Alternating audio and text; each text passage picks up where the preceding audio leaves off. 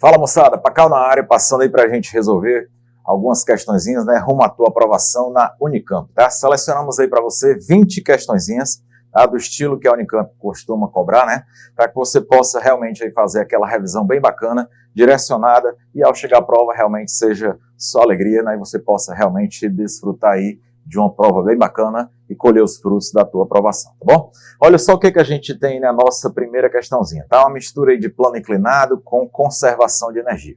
A gente tem a seguinte situação, você tem aí no enunciado, falando que você tem uma corrente de 20 metros de comprimento e ela tem uma densidade homogênea. Isso é importantíssimo, que garante que a massa é toda distribuída de maneira uniforme, né? Que está apoiada sobre uma superfície sem atrito, isso é importantíssimo, já me garante que a energia mecânica há de ser conservada, e ela foi arremessada com uma velocidade de 2 metros por segundo. Então ela está andando aqui com a velocidade de 2 metros por segundo. Aqui a altura é o que a gente vai já descobrir, tá?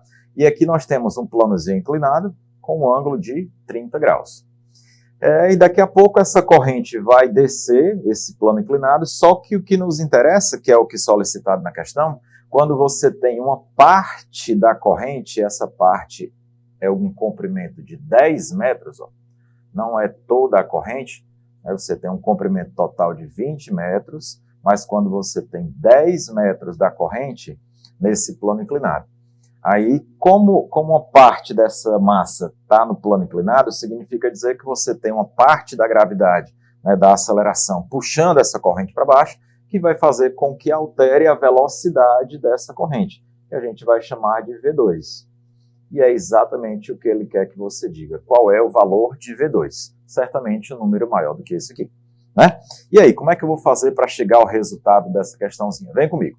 Olha só, como essa massa ela é de uma maneira uniforme, vou traçar bem aqui, tá, o nosso nível de referência, digamos assim, tá, para poder a gente conseguir fazer traçar algumas informações.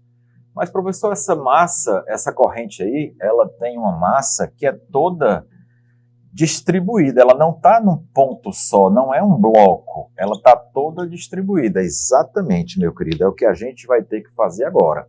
Então, a gente vai pegar e vai dizer que toda essa massa aqui, ó, é como se ela estivesse bem aqui, tá? Vou chamar isso aqui de centro de massa. Seria um representante de toda essa massa aqui, ó. E onde é que esse cara está? Está bem aqui, ó, a uma altura H. Certo? Essa é a nossa posiçãozinha do nosso centro de massa. Então a gente vai medir, vai fazer as nossas medições a partir desse cara aqui, ó. Esse aqui vai ser o nosso nível de referência, a partir desse centro de massa aqui. Veja comigo que esse ângulo bem aqui, ó, é exatamente esse mesmo ângulo aqui, ó, 30 graus. O que mais? Se aqui são 10 metros, há de concordar comigo que aqui vale quanto? 5 metros. Já que a massa é homogênea, posso pegar e dizer que aqui é a metade. E aí nós conseguimos perceber tranquilamente que aqui formou-se um triângulo retângulo. Trazer esse triângulo retângulo para cá, ó, olha o que é que vai acontecer. Ó. Eu tenho aqui 5 metros, tenho aqui 30 graus, e tenho essa altura H aqui. Facilmente você consegue perceber seno de 30, cateto oposto dividido pela hipotenusa, 1/2, H sobre 5. Daqui você tira que o H vale 2,5 metros. Esse é o valor dessa altura aqui, ó, H sobre 2. Então significa dizer que a nossa corrente na posição inicial tem essa velocidade e está a essa altura de 2,5 metros a partir desse nível de referência. A gente está utilizando esse nível de referência aqui porque é onde a gente colocou o centro de massa, tá? Beleza. E aí essa corrente vai descer. Na hora que ela começa a descer, o que é que eu posso dizer? Posso dizer que ela vai estar a uma certa velocidade, que é o que a gente quer saber, e eu quero descobrir qual é a velocidade que ela vai ter. E essa velocidade, que a gente chamou de V2, ó, é exatamente a pergunta da questão. Quanto é que vale? Para isso, eu preciso descobrir também quem é o centro de massa desse camarada aqui, ó. Essa alturazinha que esse centro de massa está, desse triângulozinho pequenininho que se formou aqui, ó.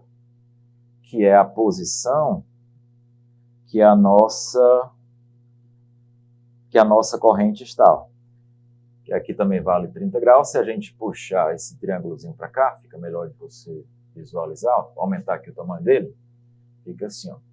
Também 30 graus, aqui 5 metros, aliás, 5 metros não, porque aqui você tem esse pedaço aqui, que seria a metade, ó, 2,5 metros, certamente aqui você também vai ter a metade, H sobre 2. Fica mais fácil você comparar utilizando uma semelhançazinha, né? Então aqui você vai ter, ó, H sobre 2, seria o centro de massa desse pedaço aqui da corrente, que é o que nos interessa, para descobrir a velocidade 2. Então você vai ter energia mecânica na situação 1, do lado de lá, é a mesma energia mecânica na situação 2, já que não tem atrito. Como energia mecânica é a soma da energia cinética com a energia potencial, posso dizer que energia cinética na situação 2, somada com a potencial 2. E aí? E aí que eu posso pegar agora e só substituir. Me ajuda, energia cinética, m V1 ao quadrado sobre 2, mais potencial, na primeira situação, m g h. Repara que é esse h aqui, ó, que a nossa corrente está na primeira situação, está aqui ela. Nossa segunda situação, igual m V2 sobre 2, mais mg. Qual é a nossa altura agora com relação ao centro de massa? H sobre 2. Essa é a nossa alturazinha aí. Será que dá para cancelar alguém? Vamos lá. Posso cancelar essa massa, vai embora com essa massa, com essa massa, com essa massa. Para facilitar aqui nossa vida, posso multiplicar logo todo mundo por 2. E aí você vai ficar com V1 ao quadrado, esse 2 vai embora, mais 2 vezes GH igual, esse 2 vai embora, fica V2 ao quadrado, mais esse 2 vai embora, fica mais GH. Organizando isso aqui, vai ficar V2 ao quadrado igual a V1 ao quadrado, 2GH subtrai desse GH, sobra apenas GH.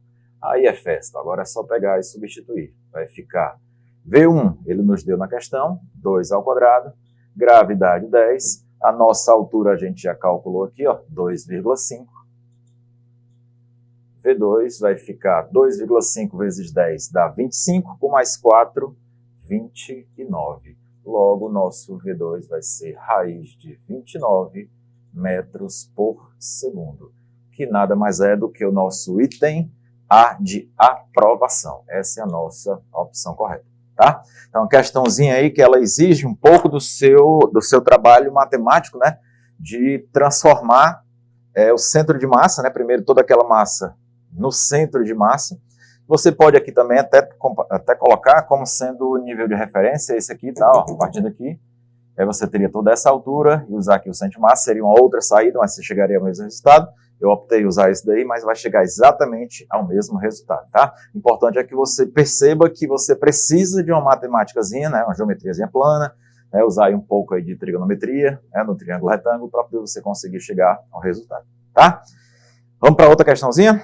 Vamos lá, vou pegar aqui algumas questões aleatórias, tá, moçada? Já que são 20 questões, não dá tempo para a gente resolver todas, claro.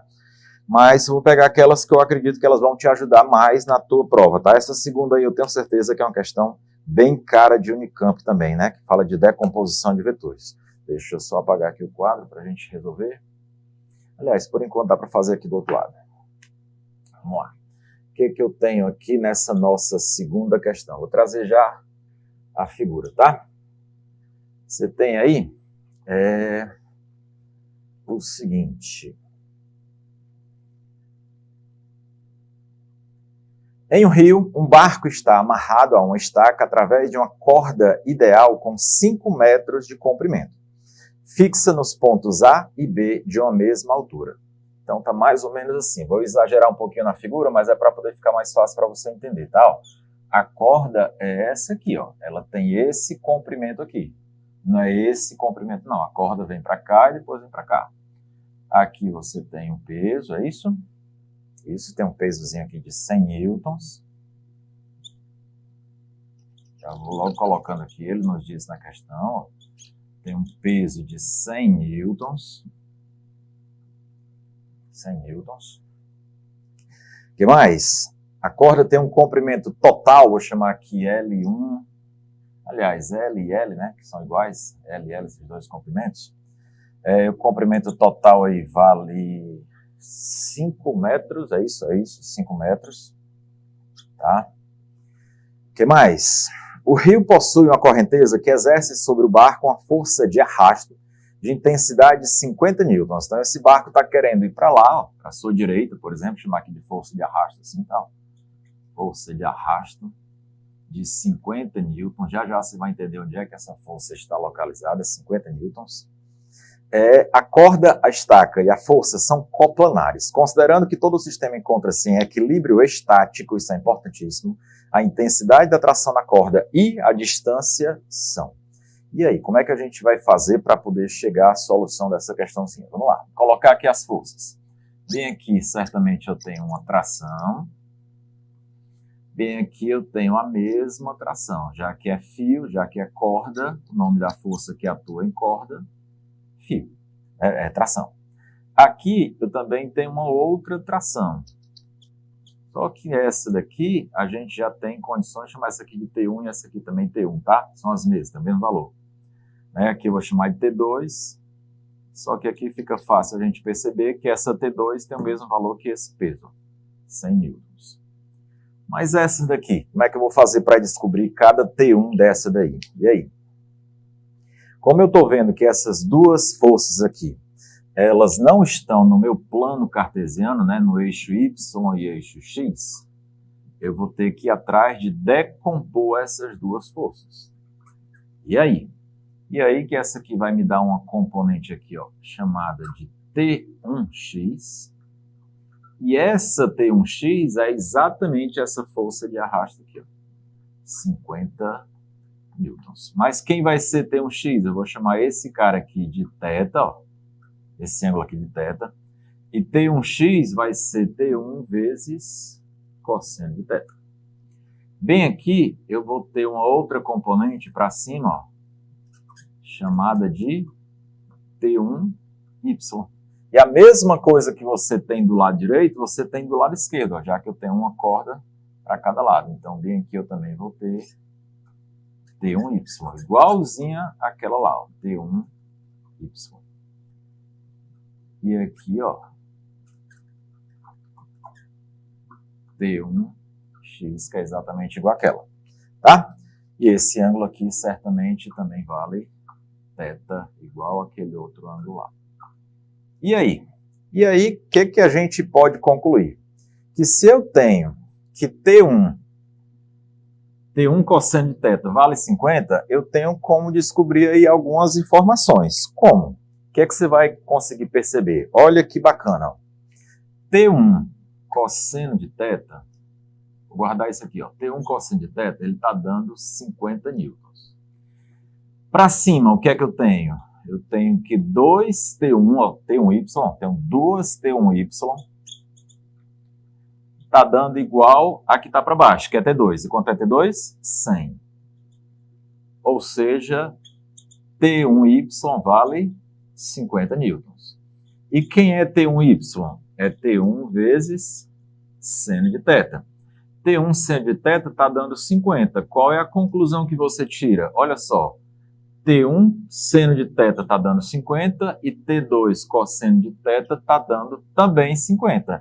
Qual é a única condição que uma força para a direita e uma força para cima tem os mesmos valores? É que esse ângulo aqui seja de 45 graus. Com certeza esse ângulo aqui vai ser de 45 graus. Então acabamos de descobrir aí o valor do cosseno do ângulo, tá? Teria uma maneirazinha, claro, você dividia de cima pela de baixo, você ia acabar encontrando aí a tangente do ângulo, chegava ao valor de 45. Mas facilmente você consegue perceber, se a força que está para um lado é igual à força que está perpendicular a ela, logicamente o ângulo tem que ser de 45 graus. O que mais? O que é que ele está querendo aí que a gente descubra na questão? Ele quer que a gente diga qual é o valor da distância, que agora fica fácil, ó, né? Como que eu vou fazer para descobrir essa distância? Eu tenho aqui, ó, essa... Para fazer bem aqui, eu vou apagar essa partezinha aqui, vou trazer para cá.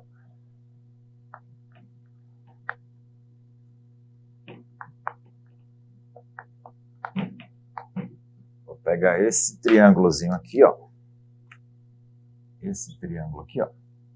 Trazer ele para cá. Pense comigo. Aqui, 2L vale 5. Então, significa dizer que só esse L aqui vale 2,5. Esse ângulo aqui a gente acabou de descobrir que ele vale 45 graus. A gente quer saber a distância daqui para cá. Eu vou descobrir primeiro só essa aqui, ó.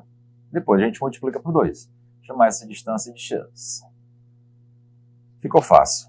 Eu tenho esse ângulo. O que mais? Cateto adjacente e hipotenusa. Logo, cosseno de 45. Cateto adjacente dividido por 2,5. Raiz de 2 sobre 2, x, 2,5. Daqui você vai ter que x vai ser 2,5 raiz de 2 sobre 2. É a minha resposta? É a minha distância? Não, cuidado, pelo amor de Deus. Esse x é somente essa distância. Você quer saber o todo. Essa distância aqui todinha, que é o d, ele vai ser 2 vezes x. Então fica 2 vezes 2,5 raiz de 2 sobre 2. Esse 2 aqui vai embora com esse 2, sobra 2,5 raiz de 2 metros. Então, acabei de descobrir já qual é a distância. Só olhando aí para as opções, a gente já consegue eliminar quantos itens? Só um item, né? Fica aí 3 itens para a gente ver qual deles ainda vai ser o correto. O que mais que ele está querendo que a gente diga? Qual é a intensidade da tração na corda? Ou seja, a tração na corda a gente chamou de T1. Só escolher qualquer uma das duas e substituir. Vou substituir nessa aqui mesmo. Vai ficar T1 vezes seno de 45 igual a 50. T1 vezes raiz de 2 sobre 2 igual a 50. Pode tirar isso aqui que não são graus, né? 50. Então vai ficar T1 vai ser 100 sobre raiz de 2. Racionalizai-vos. T1 vai dar raiz de 2 vezes raiz de 2 dá 2, 100 por 2 dá 50. Então, a tração vai ser 50 raiz de 2 newtons e a distância entre elas, 2,5 raiz de 2. Fazendo aí com que a nossa opção correta seja o item, vamos lá, 50 raiz de 2 e 2,5 raiz de 2. Item D de dará tudo certo, se Deus quiser. É o que a gente espera na sua provinha, tá? Então, questão 2 aí também exige aí o seu conhecimento, mais uma vez, conhecimentozinho matemático, né? Sobre trigonometria, né? Relações trigonométricas no triângulo retângulo. Muito cuidado aí com esses detalhes, tá, galera? Não pode perder essas questões por conta desses detalhes. Vou dar um pequeno pulinho para uma outra questão que a gente aposta bastante, tá? Ela está lá no final, questãozinha bem bacana, sobre eletrodinâmica, tá aqui ela. Aliás, tem essa oitava aqui, ela não está tão no final, mas é uma questãozinha bacana. Vamos para ela. Questão de número 8, tá? Deixa eu só organizar aqui nosso quadro.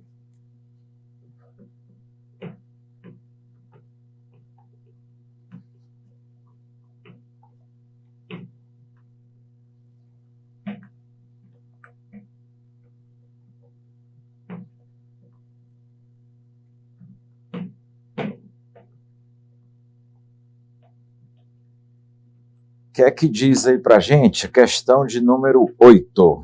Vamos lá. Questão 8 diz o seguinte: uma situação comum em residências antigas é a incompatibilidade entre os cabos elétricos instalados e a demanda atual de energia elétrica. Nessas residências, dispositivos de proteção podem interromper o circuito quando vários eletrodomésticos são ligados simultaneamente, né?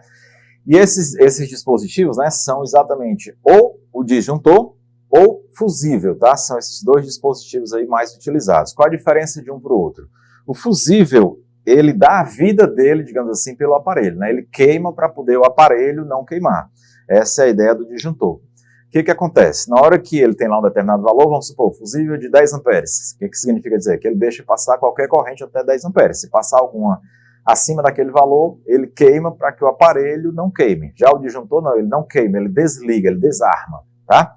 Evitando assim com que passe uma corrente mais alta e venha danificar o aparelho. E aí você percebeu que teve algum problema, vai descobrir qual foi o problema que aconteceu, e aquele disjuntor pode voltar a ser utilizado normalmente. Já o fusível não, queimou, tem que ser substituído. Tá? E o que ele diz aí de novo? A figura mostra a planta da cozinha, da lavanderia, de uma residência antiga, em que a instalação elétrica é protegida por um disjuntor de 30 amperes. Pense comigo. Se ele está dizendo para a gente, tem logo aí na figura, aí, né, no início, que ele é protegido por uma corrente de 30 amperes, ele está querendo dizer para mim que a corrente máxima que pode passar naquela residência são 30 amperes. Tudo isso aí está ligado em paralelo, como você está vendo na figura, a uma voltagem de 110. Cada aparelho desse aí pode receber uma voltagem, né? Vai receber uma voltagem de 110. Ok. E o que significa dizer mais? Que se eu tenho uma corrente, isso é a questão de número 8, só colocar aqui para você a questão 8, tá? Se eu tenho uma corrente de 30 amperes e uma voltagem, né, diferença de potencial de 110, eu já posso garantir que se eu estiver utilizando a corrente máxima, a minha potência máxima de utilização também vai ser quem? 110 vezes 30, isso aqui vai dar 3.300 watts. Ou seja, eu posso ligar os aparelhos que eu quiser, desde que a soma de todas as potências desses aparelhos não ultrapasse 3.300. Ultrapassou, o disjuntor vai desarmar. Com certeza, essa é a ideia, tá? E o que é que ele está querendo aí nessa questão? Está querendo dizer o seguinte, nesses locais já estão em funcionamento uma TV, né? De acordo aí com o nosso quadro, nossa tabela, né, que ele disse aí, a TV já está ligada e a TV tem uma potência de quanto? 220 watts. Essa é a potência que ela já está ligada. E também tem uma máquina de lavar roupa, que ele chamou de ML. Que já está consumindo uma potência de quanto? 880. Se eu não olhei o valor errado, 220, o outro 880, isso mesmo. São os dois que já estão ligados. Também constam nessa instalação, mas estão desligados. Aí você tem aí o micro-ondas, o liquidificador e o ferro de passar. Tá bom. Se esses dois aqui já estão ligados, significa dizer que eu já estou utilizando uma potência de quanto? Me ajuda. É só somar os dois. Aqui eu vou ter como se fosse 900 mais 200, isso aqui vai dar 1.100 watts. Então eu já tenho essa potência aqui sendo utilizada. Então eu tenho aí uma margem ainda para poder utilizar alguns aparelhos.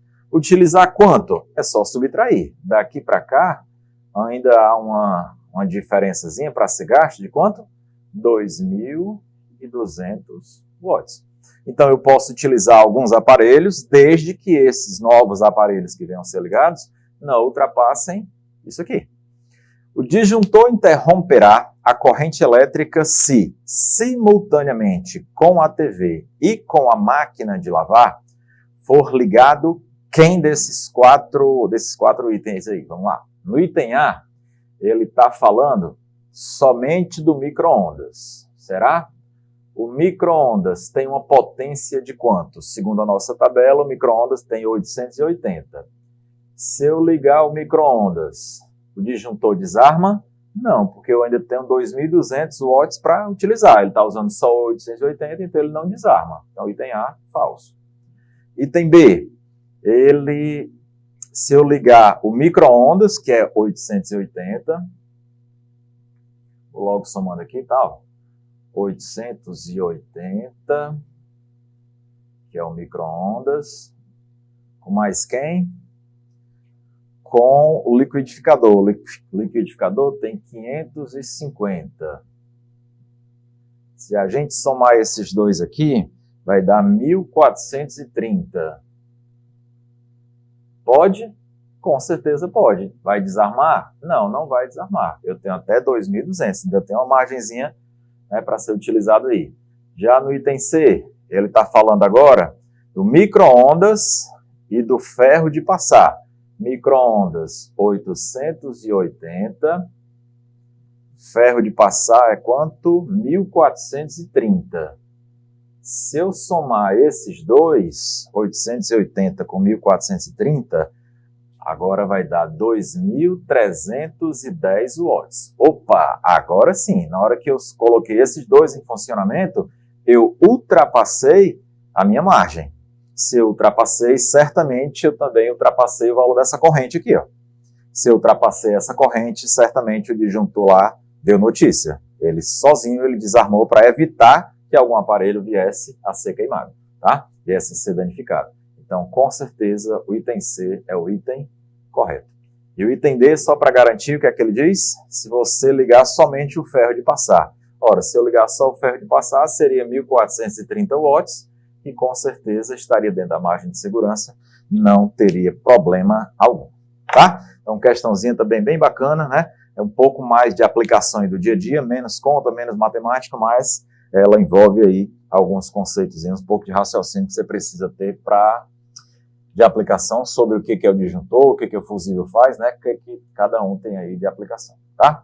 Bora lá para a questãozinha que eu te falei lá no final, o que é que ela diz? Cadê ela? Cadê você? Cadê você? É uma questãozinha... Aqui, essa aqui da divergência, bem bacana essa questãozinha. E o seguinte, questão de número 18, passando aí também por ótica, né? Passando aí por todas as partes aí da física, né? Todas as frentes, que é para poder você chegar, quando você chegar à prova, você não ter dificuldade nenhuma, não ter nenhuma surpresa.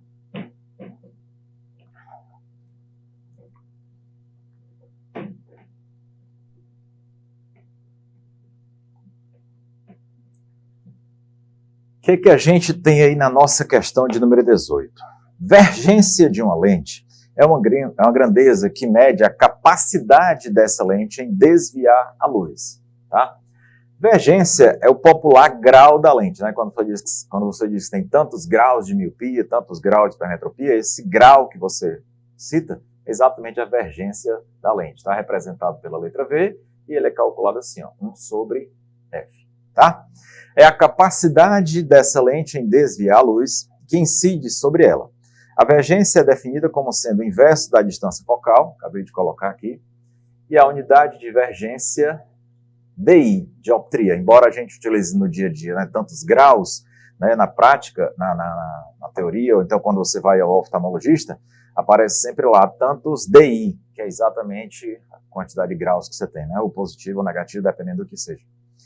No Sistema Internacional de Unidade. Considere que um objeto linear real seja colocado em repouso a 50 centímetros de uma lente gaussiana de divergência, distância do objeto, a gente representa pela letra P, a 50 centímetros da lente. E essa lente tem uma vergência de 2,5 DI, 2,5 dioptrias. O que mais? Se a imagem desse objeto for projetada, aí eu chamo a sua atenção para esse detalhe. Na hora que ele falou para você que essa imagem é projetada, automaticamente ele está querendo te dizer algumas coisas. O quê? Que essa imagem, ela é real, tá? Imagem vai ser real, somente as imagens reais é que são projetadas. E que quem é que produz imagem real? Sempre a lente convergente, tá? Sempre a lente convergente. Portanto, a distância focal vai ter sinal positivo, tá? Esquece desses detalhezinhos aí não. Que mais? Aí ele quer que você diga o que é que você vai ter aí com relação à imagem, né? Se ela vai ser quantas vezes maior do que o objeto. Então ele está querendo saber com relação ao tamanho da imagem. 4 vezes maior, 4 vezes menor, do mesmo tamanho, 2 vezes menor. E aí? Em outras palavras, a gente está atrás de calcular o aumento linear. Quantas vezes maior, quantas vezes menor. Essa é a nossa ideia. E aí, como é que eu vou fazer para descobrir essa informação que ele está pedindo aí para a gente? Como é que eu faço para descobrir o tal do aumento linear? Tem aí algo a ser descoberto aí inicialmente, né? Como é que eu vou fazer? Bora lá. Ele me deu o P e eu tenho aqui a vergência. Tendo esse P aqui, vou passar esse cara logo aqui para metro, né? Vai ficar que é positivo, aqui vale 0,5 metros. Esse é o valor do P, 0,5 metros. E se eu sei o V, isso aqui eu tenho certeza que é a mesma coisa que 1 sobre F. Já posso logo pegar e substituir. E você conhece comigo a tal da equação de Gauss, que é 1 sobre F é igual a 1 sobre P mais 1 sobre P'. O que mais? Vamos fazer o seguinte, ver se fica mais fácil aqui. 0,5. Se eu pegar, botar aqui 25 sobre 10 é igual a 1 sobre F. Se a gente simplificar por 5 aqui dá 5, por 5 aqui dá 2. Então daqui a gente vai tirar que F vai ser 2 sobre 5. Esse é o valor do F, metros. Vou guardar isso aqui. Por que eu fiz isso? Porque a gente conhece muito bem essa equação aqui, ó, escrita de uma outra maneira. Não que essa aqui esteja errada, claro que está corretíssima. Mas tem outra maneira que ela pode facilitar um pouco a tua vida, que é essa aqui, ó. F é igual a P vezes P' sobre P mais P'. Dependendo aí do teu interesse, tá? É você quem vai decidir realmente o que é mais fácil para você. Ou usar a equação de Gauss do jeito que ela realmente é, ou usar ela escrita dessa outra forma. Dá na mesma, tá? Coloquei aqui, ó, 2 sobre 5. O nosso P, 0,5, vezes P' sobre P, que é 0,5, mais P'. Vou resolver dessa forma aí. Então vai ficar assim, 5 vezes 0,5 vai dar 2,5 P', igual. Multipliquei os meus pelos extremos, tá? Estou fazendo isso aqui para você não se perder aí, ó. Multipliquei aqui, ó, 5 vezes 0,5, que dá 2,5 P', e agora eu estou multiplicando aqui, ó. 2 vezes 0,5, isso aqui vai dar 1, mais 2 P'. Esse 2 P' vai para cá, então vai ficar 0,5 P' é igual a 1. P' vai ficar 1 dividido por 0,5, que nada mais é do que P' igual a 2 metros. Essa é o valor do nosso P', tá? Tá, mas o que a gente quer não é o P', a gente quer saber o aumento linear. Agora ficou fácil, ó. Você pode dizer que o aumento linear nada mais é do que P' sobre P. E pegar e substituir. Vamos lá. Quem é P'? Menos da fórmula, esse menos é da equação, não esquece. Fica menos 2 sobre, quem é o P? Aquele, ó, 0,5. Ou 1 meio, né? Vai ficar mais fácil de trabalhar aqui, ó. Que vai dar menos 4. E o que significa dizer um aumento linear igual a menos 4? Significa dizer que ele vai ser 4 vezes maior. Olha só para o número, ó. O número quer dizer quantas vezes ele vai ser maior. Então, 4 vezes maior. E esse menos aqui, ele quer dizer que vai ser invertido, tá? Até porque se ela é real, a gente já colocou aqui, ó.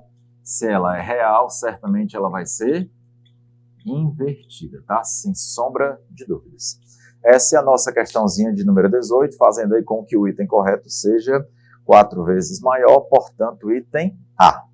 E se eu disser para você que essa questão poderia ter sido resolvida de uma maneira talvez um pouco mais simples, se você lembrar de uma equação, que ela é, digamos assim, meio esquecida, que é essa daqui, ó, vou fazer aqui bem aqui nesse cantinho aqui, ó, que é essa daqui, ó. Aumento linear é igual a F sobre F menos P. Se você usar só isso daqui, você vai direto para a resposta. Vai ficar assim, ó, A, sem precisar calcular o tal do P', ó. Vai ficar A igual, quem é o F? 2 sobre 5, sobre 2 sobre 5 menos, quem é o P? Tá aqui ele, ó, 1 sobre 2. Na hora que você fizer essas contas aqui, garanto a você que você vai chegar exatamente a esse valor aqui, ó, menos 4, direto a mesma resposta, garantindo aí, tá? Mais pontinho aí rumo à tua aprovação na Unicamp, tá? Então, questãozinha sobre lentes, tá? Não pode perder esse tipo de questão aí, que certamente é uma questão que vai estar lá na tua prova, tá? um assuntozinho que a gente espera bastante. Ou lentes, ou espelho esférico, até porque o assunto ele é muito parecido, né? Você tem as características muito semelhantes, espelho esférico e lentes, só tem que ficar atento ali onde é que essa imagem vai aparecer, né? De que lado ela aparece, mas as características são muito, muito parecidas mesmo, tá? Simbora para mais uma questãozinha? Não temos tempo a perder, né? Vamos pegar aqui outra questãozinha, bem bacana. Questãozinha, ainda na ótica, deixa eu aproveitar aqui essa questão, estamos aqui na mesma página. Vamos aqui para essa questão de número 17, aproveitar aqui essa figura, tá? Vou apagar aqui desse lado.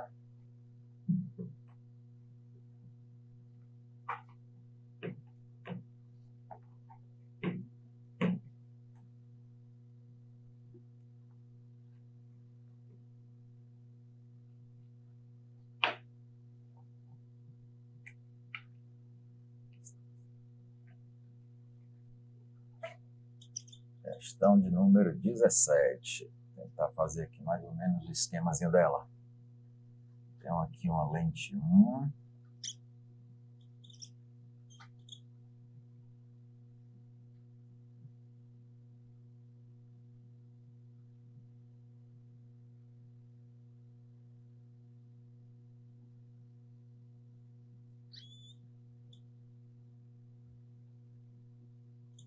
Aqui uma lente 2, ambas convergentes, como você está vendo aí, bordas finas. E nós temos o raio de luz que faz o seguinte, passa aqui e daqui ele vem para cá.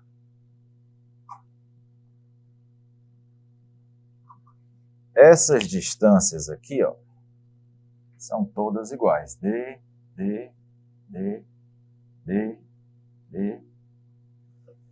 Então, olhando para a lente 1, o que a gente já consegue perceber aqui com relação à lente 1? Olha como vai organizando as informações e tranquilamente elas vão aparecendo. Que raio é esse? É um conceitozinho básico que você precisa trazer lá da partezinha, né, de construção de imagens. Na verdade, os raios principais para você construir as imagens, né? Lá no início, realmente, de tanto espelho esférico quanto a parte de lentes esféricas, né? O início mesmo. O que é que eu tenho? Todo raio que passa por esse ponto aqui, né, que é o ponto antiprincipal, após passar pela lente, ele vai sair do outro lado, passando pelo outro ponto antiprincipal, né? Então eu posso dizer que isso aqui é uma distância focal, isso aqui é uma distância focal, aqui também, ó. Como é da lente 1, distância focal 1, 1 e 1. Então nessa primeira lente, eu posso dizer que a minha distância focal 1, ela é exatamente igual a D. Pode ser? Minha distância focal 1 igual a D. O que mais? Posso dizer também, né, que na lente de número 2, o que é que eu tenho na lente de número 2?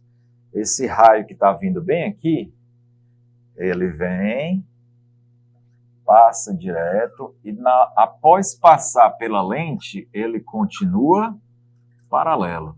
Se ele continua paralelo, esse cara aqui para a lente 2, ele é o foco. Vou chamar aqui de F2, ele é o foco para a lente 2. Então isso aqui é uma distância focal da lente 2. E aí? E aí que eu posso dizer, sem sombra de dúvida, que na lente 2, F2 igual a D. Olha como ficou fácil. Se para a lente 1, F1 igual a D, e para a lente 2, F2 também é igual a D, facilmente você consegue concluir que a distância focal da lente 1 é a mesma distância focal da lente 2. Fazendo então com que a nossa opção correta da questão de número 17 seja o item C. Essa é a nossa opção correta. Ou seja, questãozinha que ela, dependendo do teu nível de conhecimento, né, dessa parte básica que eu me refiro, não de ser fácil, mas de base, né, ela pode ser tranquila, mas ela pode ser complicada. Vai depender de onde é que você está realmente formando os teus conceitos. Perceba que esse raio aqui, ó, para essa lente de número 1, ele está passando pelo ponto antiprincipal. E após passar a lente, ele passa pelo outro ponto antiprincipal. Então eu posso dizer que aqui distância focal nos 4 pedaços, né, já que são todos iguais. Mas para a lente 2, isso aqui já não é mais o pontuante principal. Daqui para cá seria uma lente, daqui para cá outra lente. Para essa lente aqui, eu posso dizer que isso aqui é o foco, já que após passar pela lente ele continua paralelo, já é um outro raio, é aquele que passa pelo foco. E todo raio que incide pelo foco, ele continua paralelo, esse é o nosso raio. E aí a gente pode concluir que para a lente 1, F1 é D, e para a lente 2, F2, D. E o que ele quer saber na questão é a relação entre as duas distâncias focais, e você consegue perceber facilmente que eles são iguais, tá bom? Então, mais uma questãozinha aí para conta, tá? Questão de número 18, item C, tá? Beleza, vamos para mais uma. O que a gente tem? Outra questãozinha aqui bem bacana. Vamos pegar uma questãozinha que envolva agora. Ela tem aqui um pouquinho de... Essa é 16, ó, tá? Tem aqui um gráficozinho para a gente trabalhar com ele. O que diz aí na questão de número 16? A gente tem o seguinte enunciado. Deixa eu me apagar aqui.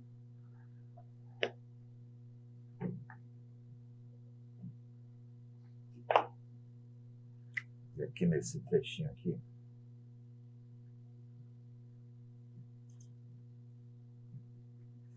Cara, tem aí um gráfico que diz o seguinte: a escala Brix, com valores expressos em graus B, né, graus Brix, é uma escala numérica que indica a quantidade de sólidos solúveis em uma solução de sacarose. Essa escala é utilizada na indústria de alimentos para medir a porcentagem aproximada de açúcares em sucos de fruta, vinhos, bebidas carbonatadas, etc. Uma solução de 25 graus Brix, 25 graus Brix, guarda essa informação. O que significa dizer isso? Significa dizer que ela contém 25 gramas de açúcar, guarda essa informação que é o comando da questão, 25 gramas de açúcar a cada 100 gramas da solução, tá? Essa é a informaçãozinha que ele está nos passando aí. O que mais?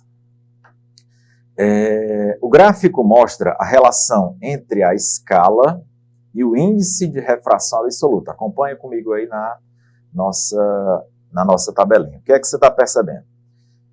No eixo vertical, né, no Y, você tem o valor da escala e no horizontal você tem o índice de refração. Ok.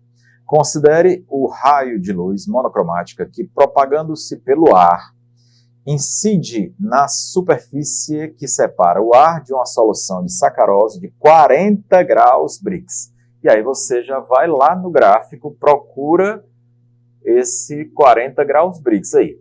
Localizou? Na hora que você localiza esse 40 graus Brix, o que é que você conclui? Acompanha aí comigo. Ó. Se eu pegar aqui, tentar fazer aqui bonitinho, vamos lá. Ver aqui a caneta, ver aqui se vai dar certo. Se eu pegar aqui esse 40, olha só, vai para cá, ó. Se eu descer, dá 1,4. Nosso índice de refração aí, ó, tá dando 1,4. Esse é o nosso índice de refração, tá? Ó, se você pegar esse camarada aí, qual é a conclusão que você tira? Você tem a velocidade da luz, que é de 3 vezes 10 à oitava metros por segundo. Que mais? E aí, com isso, a gente consegue descobrir qual é a velocidade, que é exatamente o que ele pergunta. Quando esse raio aí se refratar, qual será a velocidade de propagação da luz aproximadamente? Ora, eu tenho um índice de refração e tenho a velocidade da luz no vácuo. Como é que eu faço para descobrir a velocidade da luz nesse meio aí? Simplesmente pegar e aplicar na equaçãozinha do índice de refração, né? N igual a C sobre V. E vamos que vamos. Aqui vai ficar V igual, matematicamente a gente já pode fazer essa inversão, né? Vai ficar 3 vezes 10 à oitava sobre quem é o N? 1,4. Fazendo aqui essa continha, se fosse por 1,5 daria 2, como é 1,4, então aproximadamente 2,1 vezes 10 à oitava metros por segundo. Esse aqui é o valor da velocidade da luz nesse meio aí. Fazendo com que o nosso item correto seja o item dele. Item 2,1 vezes 10 à oitava, item C, né? É o nosso item correto aí. Tá? Nossa questãozinha de número 16. Tudo bem? Simbora para mais uma. O que a gente tem aí?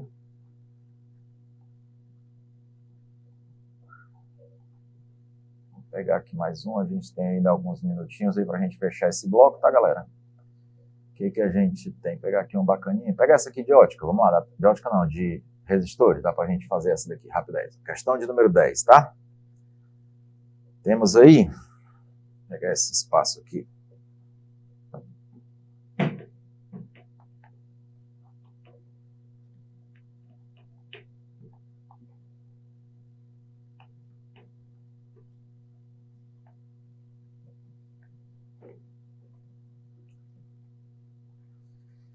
O que a gente tem aí nessa questão de número 10? Olha só.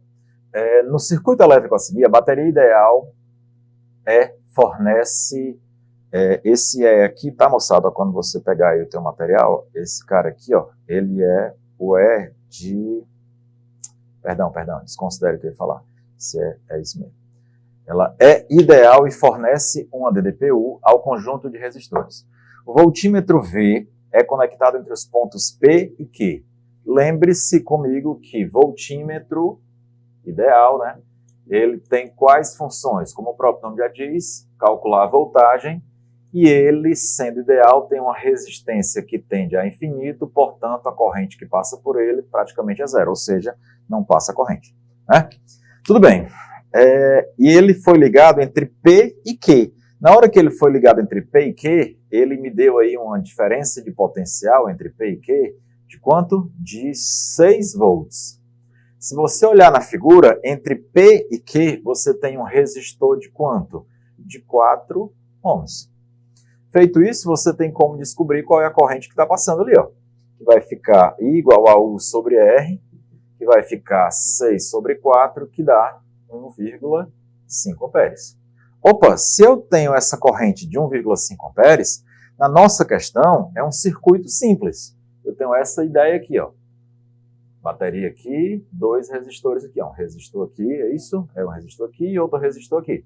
Esse resistor aqui vale 4 ohms, outro resistor também vale 4 ohms. Eu descobri a corrente que passa por esse, que vale 1,5 amperes. Mas esse está em série com esse. Se está em série, a corrente que passa por ele também vale 1,5. E se eles estão em série, fica fácil você perceber que a resistência equivalente dos dois é de quanto? 8 ohms. E aí eu consigo descobrir qual é a voltagem dessa bateria aqui, ó. Como? U igual a R vezes I. Onde esse R eu vou chamar de resistor equivalente, que é a soma dos dois, e o I é o I total, que vale 1,5. Então vai ficar U igual resistor equivalente, vale 8, e a corrente 1,5. Fazendo aqui essa continha, acabei de descobrir que a nossa bateria ela é de 12 volts. Essa é a nossa voltagem. Mas é isso que ele quer? Não, não é isso. Mas eu precisava descobrir isso.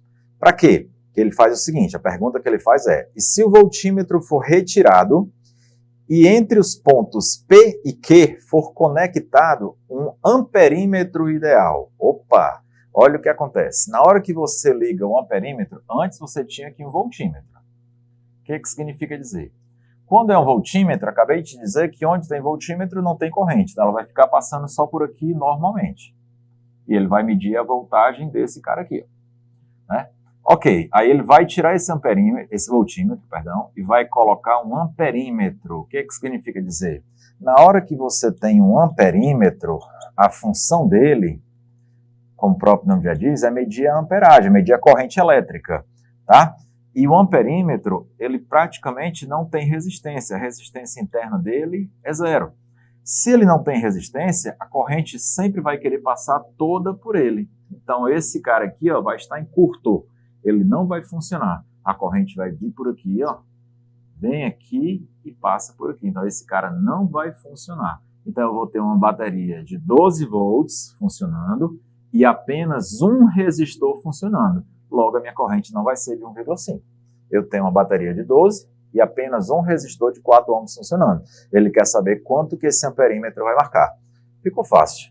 Bateria de 12 volts ligada a um resistor de 4 ohms. Qual vai ser a corrente? Qual vai ser a corrente? É o que ele quer que você faça. Ó. Circuitozinho simples, uma única bateria, um único resistor. Simplesmente U é igual a R vezes I. Vai ficar 12 igual a 4 vezes I e vai dar 3 amperes. Esse é o valor da corrente que vai passar por ele aí, fazendo com que o nosso item correto seja exatamente o item C, de corrente elétrica, tá? Essa é a nossa opçãozinha correta aí, tá? Fica atento aí ao detalhe, ó, que na hora que você substituiu o voltímetro pelo amperímetro, o que foi que aconteceu? A resistência equivalente do circuito diminuiu. Se a resistência equivalente do circuito diminuiu, o que foi que aconteceu com a corrente?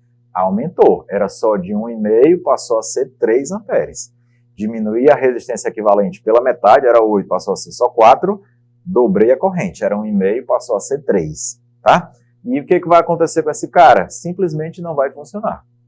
Isso é o tal do curto-circuito. É porque geralmente a gente associa o curto-circuito com uma coisa ruim. Nem sempre é uma coisa ruim. Simplesmente pode ser ele deixar de funcionar. Isso também é um curto-circuito, tá? Entenda curto-circuito como sendo, vá ao pé da letra. É um circuito mais curto, é um caminho mais curto que a corrente escolhe seguir. E aí ela pode fazer com que alguém deixe de funcionar por conta disso, tá? Então aqui foi exatamente o que aconteceu. Ela fez com que o caminho fosse só esse, eliminando esse cara aqui, fazendo com que a corrente passasse a ser de 3 amperes, tá bom? Então, questãozinha aí de número 10, mais uma para conta. Daqui a pouquinho a gente volta com mais questões, tá? Arruma aí a tua aprovação na Unicamp. Valeu, galera, até daqui a pouco.